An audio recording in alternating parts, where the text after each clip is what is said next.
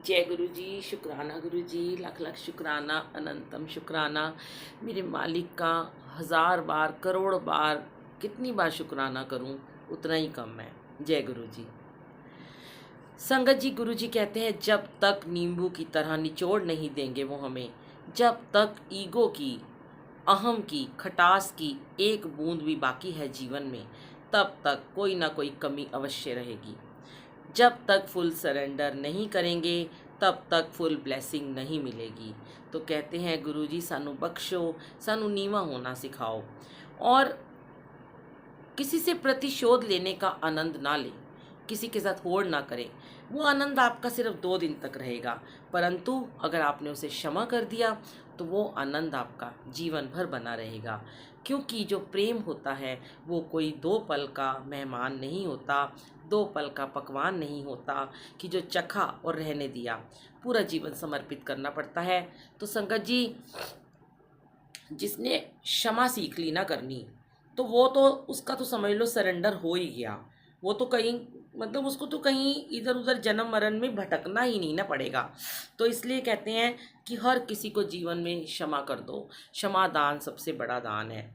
देखो, अब एक और बात गुरुजी ने समझाई कि जब हम किसी को मन में याद करते हैं तो उसके मन की जो स्थिति होती है ना, आप उससे कनेक्ट हो जाते हो। जैसे आपको किसी पे बहुत गुस्सा आ रहा है या आप उससे बदला लेने की सोच रहे हो, आप उसे क्षमा नहीं करना चाहते हो, तो जैसा आपका मन है वो आपके जो थॉट्स हैं, आपकी एनर्जी है उसके तक पहुंचती है।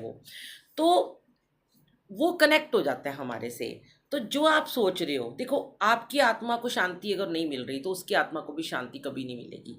तो हमारी पूरी नेगेटिव एनर्जी उस इंसान तक जाती है, वही फिर हमारे स्वप्न में आते हैं और वही हमें आके परेशान करते हैं। क्योंकि अगर आप किसी के बारे में सोच रहे हो कि उसने मेरे साथ गलत किया, उसने मेरे अहम को ठेस पहुंचाई, वो मेरे को गाली देता है, वो मेरे लिए बुराई करता है, मेरी निंदा चुगली करता है, तो इसका मतलब वो आपके दिमाग पे पल पल छाया हुआ है, वो आपके दिमाग से हट ही नहीं रहा। क्योंकि आपने उसको अपने माइंड के ऊपर होल्ड करने की इजाज़त खुद दी है। वो परमिशन आपकी दी हुई है। वो आप किसी और का दोष नहीं लगा सकते, आप भगवान का दोष नहीं लगा सकते, आप उस इंसान को भी दोष नहीं दे सकते। क्योंकि आपने उसे बिन बुलाया मेहमान अपने जीवन में, अपने दिमाग में उसका स्थान एक बना दिया। और जबकि आपके दिमाग में स्थान क्या होना चाहिए? सबसे बड़ा स्थान होना चाहिए क्षमा का, सबसे ऊंचा स्थान होना चाहिए गुरु जी का, सबसे ऊंचा स्थान होना चाहिए परमात्मा का। और हमने क्या फालतू में उस इंसान को, नेगेटिव इंसान को अपने माइंड में एक स्थान दे दिया, तो हमारी आत्मा को शांति कैसे मिलेगी? अब जिसको आप सबसे ऊपर स्थान देते हो ना, वही आपके स्वप्न में भी आते हैं। किसी पॉजिटिव को आप सोचोगे ना, तो मैं सच कहती हूँ कि जो उसकी पॉजिटिविटी है ना, वो आपका हमेशा दिमाग है ना फ्रेश कर देगी। आप उसको सुनो, आप उसकी बातों को याद करो, आप उसकी खुशी को देखो, जो आपको प्यार करता है, जो आपके साथ पॉजिटिव है, आपको स्वप्न उसके आएंगे। आप अब आप गुरु जी के बारे में ज़्यादा सोचोगे, मंत्र जाप करके सोओगे, गुरु जी के सत्संग सुनोगे, अच्छी अच्छी बातें सुनोगे, अच्छे अच्छे लोगों से, संगत से मिलोगे, पॉजिटिव संगत से साथ बातें करोगे, तो आपको स्वप्न में भी गुरु जी आएंगे और वो संगत भी आपके सपने में आ जाती हैं। ये बिल्कुल सच है। क्योंकि जब नेगेटिव को सोचेंगे तो नेगेटिव थॉट आएंगी और इसलिए हम अपनी पॉजिटिविटी भी खो देते हैं। तो इसलिए संगत जी, किसी को याद भी ज़रा सोच समझ के किया कीजिए, मैं आपको सच बता रही हूँ। क्योंकि अगर आपने उसको याद करने में उम्र बिता दी ना, तो बस हो गया आपका काम, फिर तो वो आपके जीवन पे हमेशा छाया रहेगा। तो इसलिए अभी कुछ दिनों से ना मुझे कह रहे हैं कि संगत के फ़ोन आते हैं, मैसेज आते हैं, आंटी हमें सपना आया कि आप हमारे घर सत्संग करने आए हो, गुरुजी आए हैं आपके साथ, गुरुजी को लेके आए हो और आप भी आए हो, गद्दी लगा रहे हो। तो मैं हंस रही थी, मैंने कहा गुरुजी आजकल, पहले तो लोगों को आपके सपने आते थे, अब तो मुझे भी साथ लेके चलते हो। वाह वाह गुरुजी, बड़ी कृपा कर रखी है आपने तो। फिर वो भजन याद आता है ना, मैनू रख लिया सेवादार, गुरुजी बड़ी कृपा की। तो सच में महाराज की बड़ी कृपा है कि गुरुजी की गद्दी लगाने का सपना किसी को आता है और वो सपना जब सच हो जाता है, संगत की बहुत खुशी होती है और मुझे भी बहुत खुशी होती है कि मेरे गुरुजी ने आज मुझे इस लायक समझा कि मैं गुरुजी आपका सत्संग वहाँ पर जाके मैं करके आऊँ और उनको गुरुजी के साथ, उनको गुरुजी की महिमा सुनाऊँ। जो भी गुरुजी आप हमें सेवा बख्शते हो वो हम करते रहें। और एक और बात गुरुजी कहते हैं संगत जी कि जब हम किसी गुरु के पास, किसी महापुरुष के पास आते हैं ना, तो हम अपनी मर्जी से आते हैं। आप किसी सत्संग में जाते हो, आपको लगता है कि आप अपनी मर्जी से गए हो, बुलाते तो गुरु जी हैं, लेकिन कई बार आप वैसे ही पहुंच जाते हो। पर जाते वक्त हमेशा आज्ञा लेकर जाना चाहिए, क्योंकि तब गुरु की जिम्मेवारी होती है कि संगत को गुरु जी अपने घर तक पहुंचाने के लिए जाते हैं, याद रखना। कई लोग होते हैं, आपने देखा होगा, गुरु जी के दरबार में पहुंच जाते हैं, ठीक है, आ तो गए, अब उनसे बैठा ही नहीं जाता। वो बड़े परेशान हो जाते हैं, बड़े परेशान हो जाते हैं कि कैसे घर जाएं, कैसे उठें, सत्संग कब ख़त्म होगा।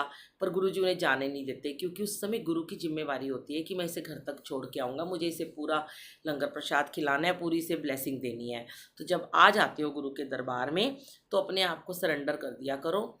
उठना आपकी मर्जी से संभव नहीं है वो गुरु जी की मर्जी संभव है। और एक दिन की बात है, मैं आपको शेयर करती हूँ। एक दिन ना मैंने गुरुजी को बोला, बड़े दिन हो गए, मैंने कहा गुरुजी बड़ा मन करता है, सब अपने मायके जाते हैं, मैं तो कभी भी नहीं गई, मेरा तो कोई मायका ही नहीं था। भाई मासियों मामियों का घर था, कभी शुरू में, कभी चली गई तो चली गई, भी सबके अपने बच्चे होते हैं। तो मैंने कहा गुरुजी मेरा भी मन करता है मैं अपने मायके जाऊँ। तो तब ना गुरुजी ना मुझे अपने रूम में सोने के लिए बुला लेते थे। तो अभी मैं बड़े दिन से ना कह रही थी, मैं बड़े दिन से नहीं गई। तो एक दिन की पीछे की बात है, मेरी बेटी मुझे कहती है, छोटी, वो ना हमारे घर में कभी भी नहीं आती है, तो मुझे कहती है कि मम्मी मैं ना आपके घर में रहने के लिए आ रही हूँ। तो मैं बड़ी खुश हो गई, मैंने कहा चलो अच्छी बात है। तो कहती मैं ना 5-6 दिन रह के जाऊँगी, हफ्ता रहूँगी। मैंने कहा वाह चल, तो पहली बार आएगी रहने, बड़ा अच्छा लग रहा है। तो उसको ना हम अपने रूम में बोलते हैं कि तू सो जा, और हम उन दिनों या तो गुरुजी के रूम में सोते हैं, विंटर्स होती है तो हमारा पीछे एक और बेडरूम है, वहाँ सो जाते हैं, क्योंकि AC 3 लगे हुए हैं, एक में बेटा सोता है, एक में हम सोते हैं, एक में गुरुजी सोते हैं। तो मैं गुरुजी के कमरे में आ गई सोने के लिए, रात को मेरे हस्बैंड भी आ गए। तो एक दिन मैं अमृत वेला में सो के उठी, तो कितना प्यारा सा गुरुजी ने मुझे थॉट दिया।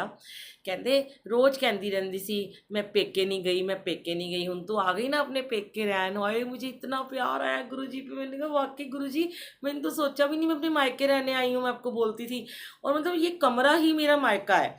तो मैंने कहा देखो मेरे को गुरुजी कहते हैं तेरी ती अपने पेके आई है, तो मेरी ती मेरे को लाई है रहन। मेरे को इतना अच्छा लगा। तो गुरुजी ऐसे प्यारे प्यारे प्यारे प्यारे हमें भाव देते हैं संगत जी, मैं क्या बताऊँ आपको।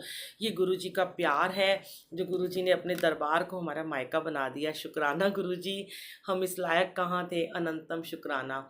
और सच में जब मैं बचपन में बंगला साहब जाती थी, मैं अपने बच्चों से ये कहती थी कि तुम अपने नानू हाउस जा रहे हो। और अब जब गुरुजी के मंदिर जाती हूँ, तो अपनी बेटी को और अपने बच्चों को कहती हूँ कि चलो अपने मामू हाउस चलो। तो अभी भी जब मेरा मन करता है, मैं हर हफ्ते जाऊँ, कभी संगत में होती हूँ, सेवा में होती हूँ, तो कभी नहीं जा पाती।